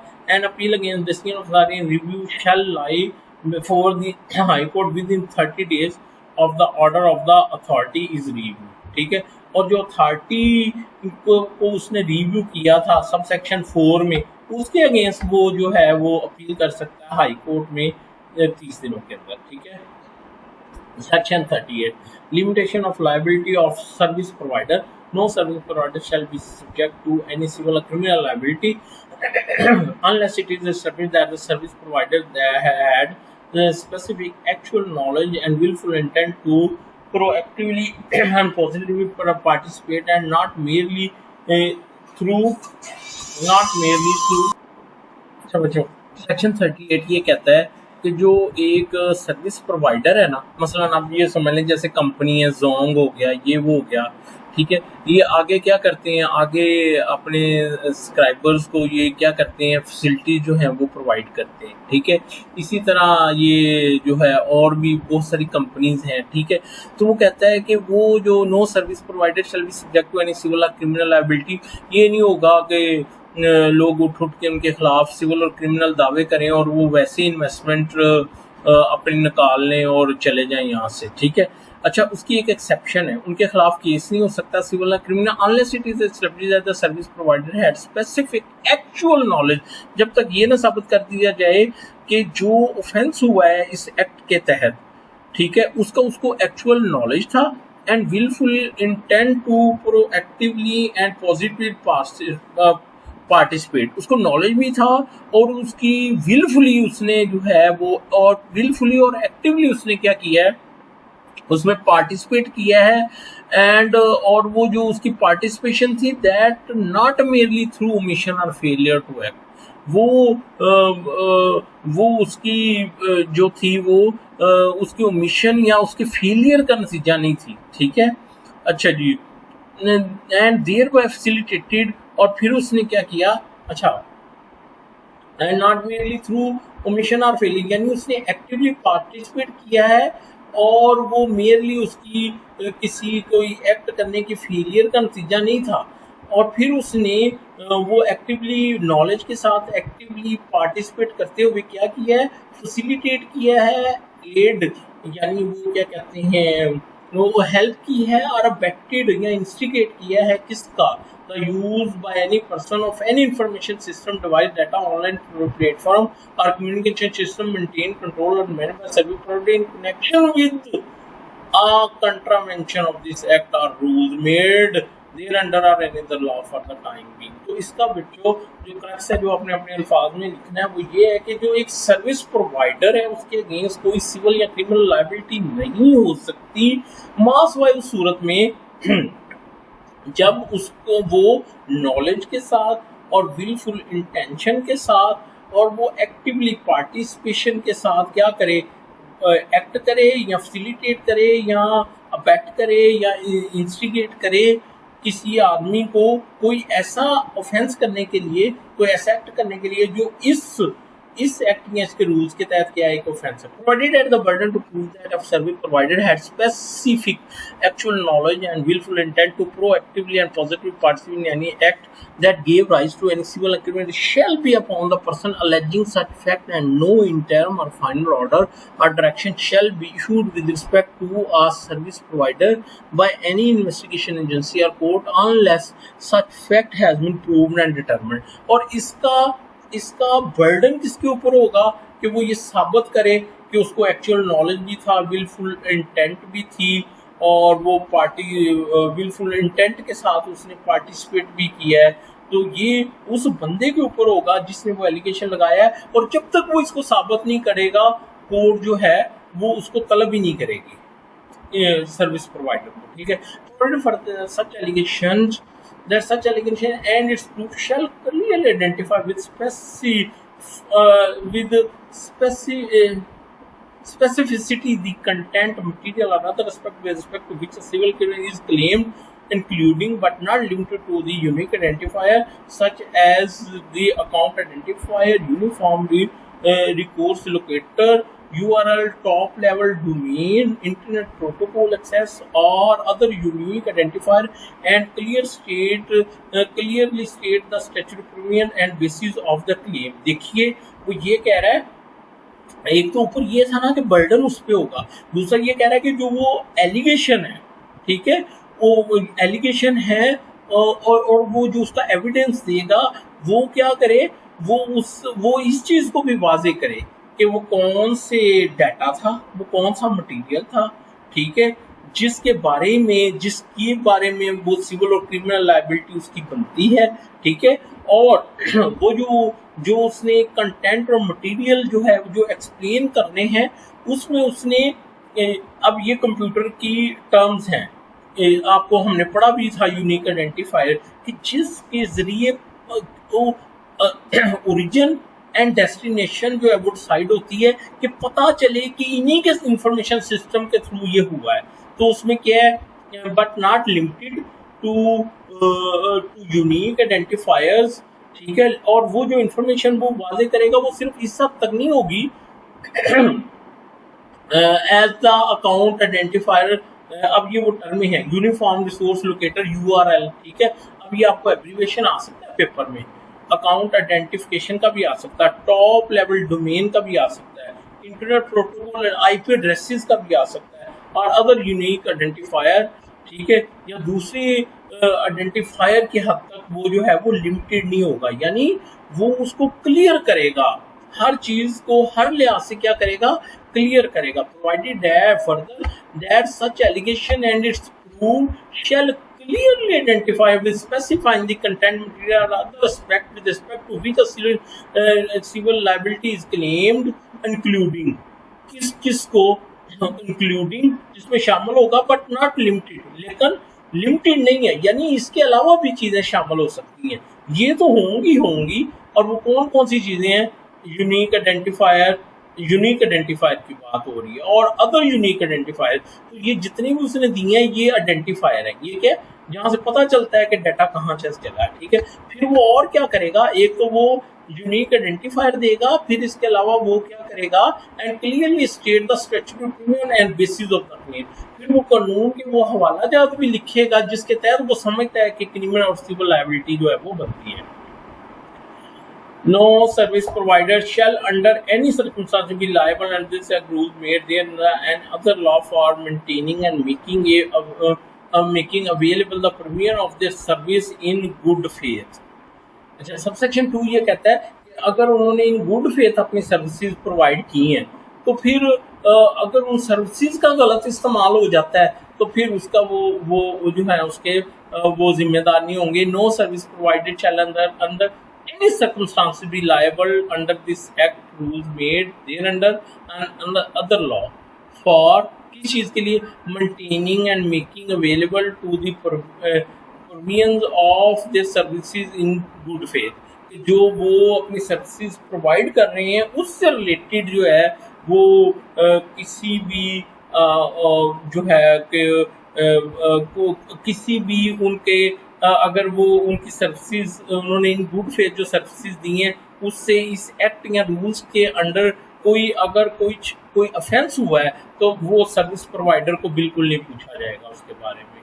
No service provider shall be subject to any civil or criminal liability as a result of informing a subscriber, user or end user affecting by any claim, notice or exercising of any power under this act, rules made thereunder or any other law। अच्छा, वो service provider जो है ना उसको इस वजह से भी नहीं प्रोसिक्यूट किया जा सकता कि आपने इंफॉर्मेशन अपने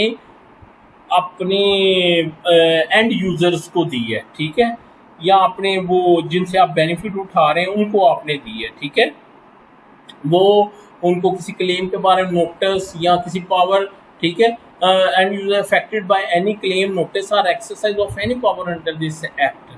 यानी अगर सर्विस प्रोवाइडर को कोई नोटिस मिला है तो वो अगर अपने यूज़र को बता देते हैं कि हमें ये इन्फॉर्मेशन मिली है तो ये कोई उनकी लायबिलिटी नहीं बनेगी, provided that the service provider for a period not exceeding 14 days shall keep confidential and not disclose the existence of any investigation or any power under this act।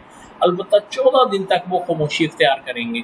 When a notice to this effect is served upon it by an unauthorized officer, जब उनके इल्म में आया कि भाई हमारे against ये proceeding चल निकली है तो वो 14 दिन तक जो है उसको कॉन्फिडेंशियल रखेंगे, आगे अपने यूजर्स को नहीं बताएंगे।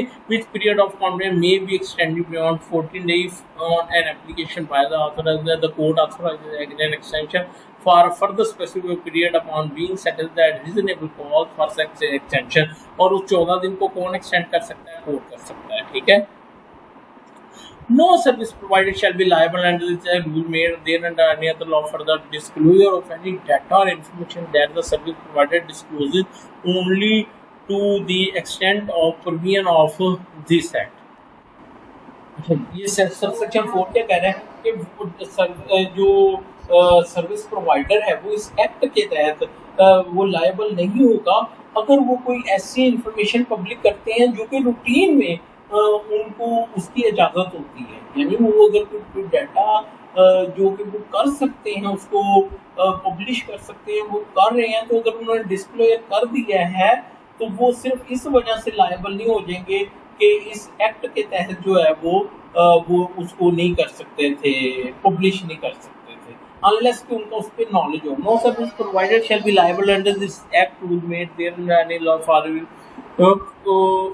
The disclosure of any data, कि उन्होंने कोई डाटा जो है उसको क्या कर दिया? पब्लिक कर दिया है, ठीक है। अच्छा, there the service provider discloses, ठीक है, जो कि सिर्फ वो सर्विस प्रोवाइडर उसको डिस्क्लोज कर सकता था only to the extent of the provision of this act, सिर्फ इस वजह से कि इस एक्ट की प्रोविजंस उसके जो थी वो आड़े आ रही थी, ठीक है। इसमें मेरी एक बात सुनिए ना कि मैं आपको इस तरह से ये चीज़ समझा सकता हूँ कि एक इंटरनेट सर्विस प्रोवाइडर को इल्म ही नहीं है एक चीज़ का भी, ठीक है, और वो इंफॉर्मेशन डिस्क्लोज नहीं करने वाली थी, वो डिस्क्लोज हो जाती है तो फिर इस एक्ट के तहत वो लायबल नहीं होंगे, ठीक है। No service provider shall be under any obligation to proactively monitor, make inquiries about material or content hosted, cached, routed, relayed, conduit, transmitted or made available by such intermediary or service provider, ठीक है। फिर ये है कि वो जो service provider है उसकी ये भी जिम्मेदारी नहीं होगी कि वो जो डाटा सर्विसेज प्रोवाइड कर रहा है, जो डाटा वो होस्ट कर रहा है, लोगों को दे रहा है, आगे ट्रांसमिट कर रहा है, ठीक है, वो उसको भी क्या करे कि उसको मॉनिटर करे कि कोई उसको गलत इस्तेमाल तो नहीं कर रहा। देखिए, उन्होंने किसी को जोंग की सर्विसेज दे दी है, अब अगर वो जोंग वाला उसका गलत इस्तेमाल कर रहा है तो वो जोंग तो नहीं उसका जो है वो जिम्मेदार होगा, ठीक है। तो ये कंप्यूटर की जो है वो टर्म लिखी गई है, content hosted, cash, relayed, conduit, transmitted और मेक अवेलेबल सच इंटरमीडियरी और सर्विस प्रोवाइडर, कि वो डाटा जिस मीडियम के थ्रू वो क्या कर रहे हैं, ट्रांसफर कर रहे हैं। अब बच्चों, अगर आपके पास टाइम है तो सर्च करें नेट के ऊपर और इसके ऊपर अपना कॉन्सेप्ट जो है उसको क्या करें, क्लियर करें। सेक्शन 39 क्या कहता है? कहता है real time collection and recording of information. ठीक है, if a court is satisfied on the basis of information furnished by an officer that there are reasonable ground to believe that the content of any is reasonably required for the purpose of the specific criminal investigation, the court may order with respect to the information held by or passing through a service provider to a designated agency as notified under the Investigation for Fair Trial Act or any other law for the time being in force having capability to collect real-time information to collect or record such information in real time in coordination with the investigation agency for provisions in the prescribe manner. तो real time collection के बारे में मैं आपको सिर्फ इतना बता सकता हूँ कि अगर किसी इन्वेस्टिगेशन ऑफिसर को ये इंफॉर्मेशन चाहिए कि इस वक्त जो सिम चल रही है वो कौन सी एरिया में है, तो वो मौके का वो लाइव डाटा जो है कि इस वक्त क्या पोजीशन है, उसको कहते हैं real time collection. Real time collection से क्या मुराद है कि जो मौके का जो डाटा है उसकी बात हो रही है। Real time collection recording if a court is settled on the basis of information furnished by an authority that there reasonable ground to believe that the content of any is reasonably required for purpose of a specific criminal investigation, कि किसी investigation के लिए वो जो है वो उसकी ज़रूरत है। ठीक है, the court may order with respect to the information held or passing through a service provider, तो वो इंफॉर्मेशन जो एक सर्विस प्रोवाइडर प्रोवाइड कर रहा है या उससे होकर गुजर रही है to a designated agency or notified और any other law for the time period having capability to collect real time to collect और रिकॉर्ड। तो फिर कोर्ट जो है वो किसी भी कॉम्पिटेंट अथॉरिटी को, नोटिफाइड अथॉरिटी को, ठीक है, क्या कर सकती है, उसको इजाज़त दे सकती है टू कलेक्ट और record such information in real time, कि वो इंफॉर्मेशन जो है वो रिकॉर्ड कर सके इन रियल टाइम मौके की, in coordination with the investigation agency के साथ मिल के वो ऑथोराइज ऑफिसर कर ले फॉर प्रोविजन प्रोवाइड से निकला है इन प्रिस्क्राइब माइनर, एक खास माइनर में वो इंफॉर्मेशन जो है उसको क्या की जाएगी, प्रोवाइड की जाएगी। Provided that such real time collection और recording shall not be ordered for a period beyond what is absolutely necessary and is even and in any event for not more than 7 days। और ये real time information उस हद तक दी जाएगी जिस हद तक उसकी ज़रूरत होगी, या ज़्यादा से ज़्यादा ये 7 दिन के लिए हो सकती है। Not to collect shall be admissible in evidence. ठीक है,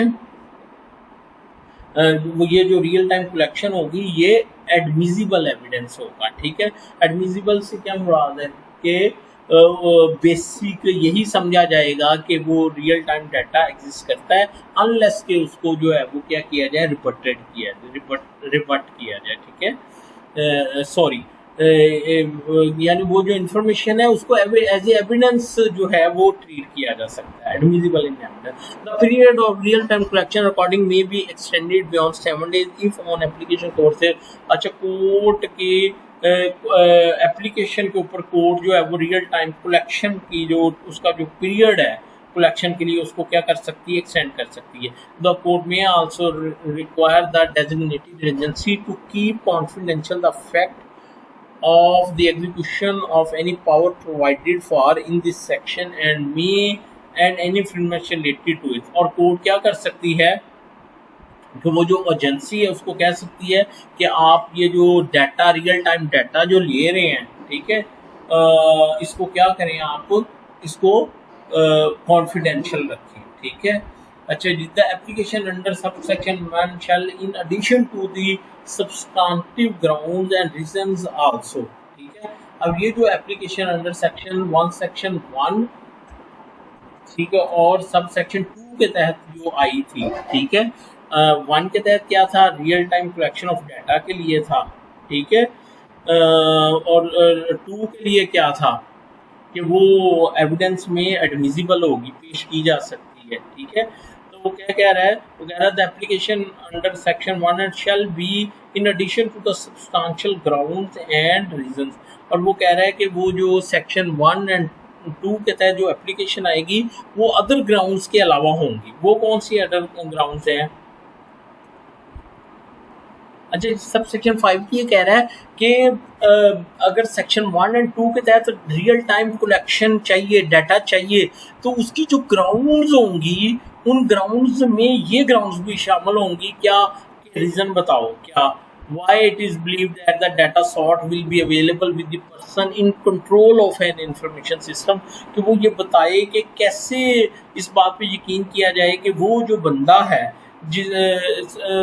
data sought will be available to the person in control of an, कि वो जो बंदा है जिसके पास इंफॉर्मेशन सिस्टम है उसके पास वो डाटा मौजूद है, वो रियल टाइम डाटा जो है वो मौजूद है जो कि वो एजेंसी या अथॉरिटी जो है वो चाहती है। फिर उसको इस चीज़ की भी रीज़न देनी होगी क्या?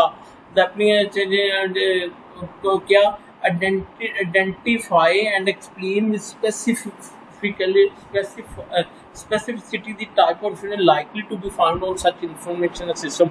और फिर उसको जो अथॉराइज ऑफिसर है जिसको वो इंफॉर्मेशन चाहिए रियल टाइम, उसको ये भी बताना पड़ेगा कि वो इंफॉर्मेशन की नेचर क्या है, ठीक है, जो कि वहाँ पे मिल सकती है। ठीक है, ये ना हो कि वो इंफॉर्मेशन ये के बहाने इंफॉर्मेशन 2 जो है वो ले है। ठीक है, अच्छा उसके बाद क्या है? Identify and explain with specific the identified offense made out under this act in respect of which the warrant is sought। उसको ये भी बताना होगा कि कौन सा ऑफेंस है जो इस एक्ट के तहत हुआ है जिसके लिए वो जो है वो क्या चाहता है कि वो डाटा की कलेक्शन चाहता है रियल टाइम। ठीक है, if authority to seek real time collection or recording on more than one occasion is needed, explain why and how many further disclosures are needed to achieve the purpose of the warrant is to be issued। अच्छा, और अगर उनको मसलन एक point का data चाहिए यानी एक लोकेशन का डाटा चाहिए, उसके बाद उनको एक और लोकेशन का डाटा चाहिए, तो फिर उनको ये भी बताना होगा कि फर्दर उनको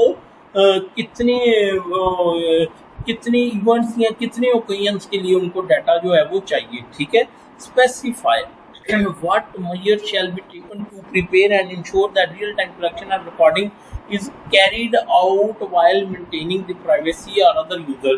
तो जिसने वो इंफॉर्मेशन रियल टाइम पर लेनी है उसको ये भी कोर्ट को पहले यकीन दिलाना पड़ेगा कि कैसे उस सर्विस प्रोवाइडर या जिससे इंफॉर्मेशन ली जा रही है उसकी प्राइवेसी जो है वो क्या रहेगी, मेंटेन रहेगी, और उसके यूजर कस्टमर यानी उनका डाटा नहीं, ये ना हो कि अगर वो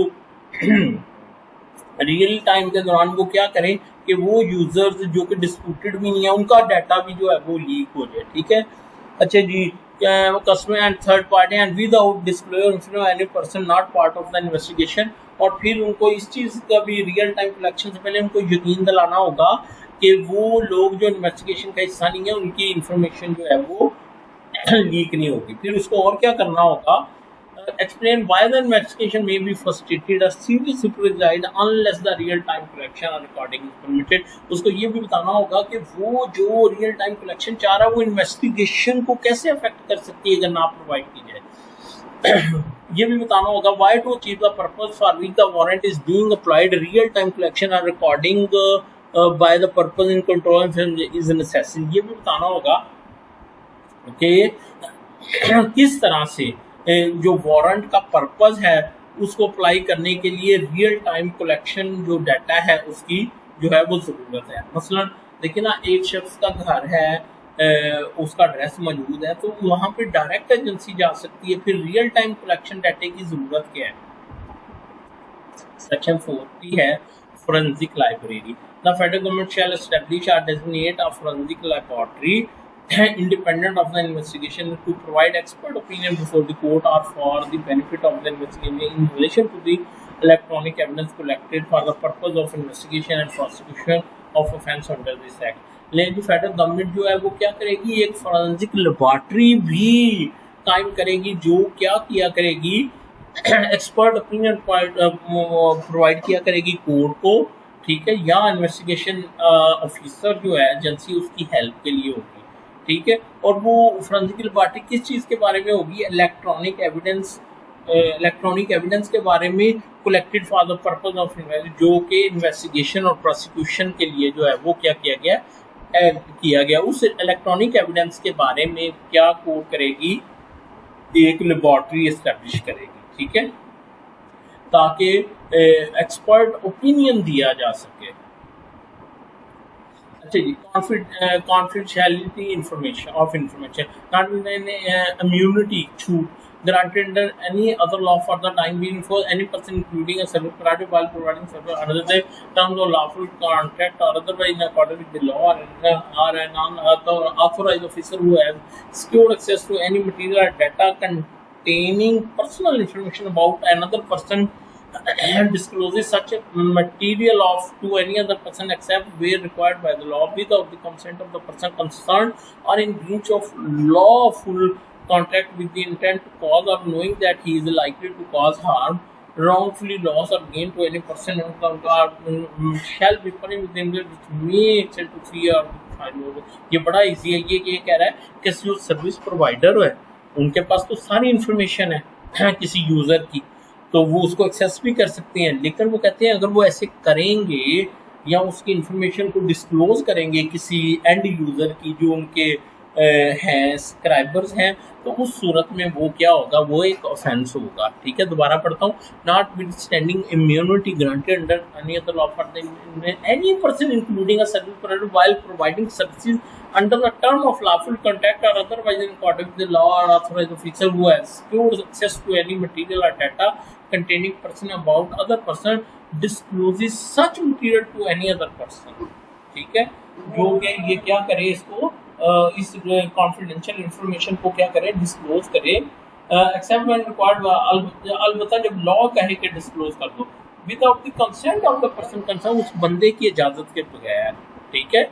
तो फिर क्या होगा, उसको सजा मिलेगी जो कि कितनी होगी, 3 year, provided that the burden of proving defense taken by an accused service provider or an authorized officer that he was acting in good shall be on such service provider or authorized officer at the और जो बंदा या officer जो है वो service provider की plea ले रहा हो, तो फिर उसको वो प्ली बर्डन को साबित करने की प्ली भी उसी के ऊपर जो है वो क्या होगी। तो बच्चों, थैंक यू सो मच, और जितना हो सका मैंने आपको करवाया। अगर कुछ चीज़ समझ नहीं आ गई, now you must be confident कि भाई मैं खुद सोशल मीडिया पर सर्च कर सकता हूँ और मैं इसको कर सकता हूँ। थैंक यू सो मच, अल्लाह हाफिज़।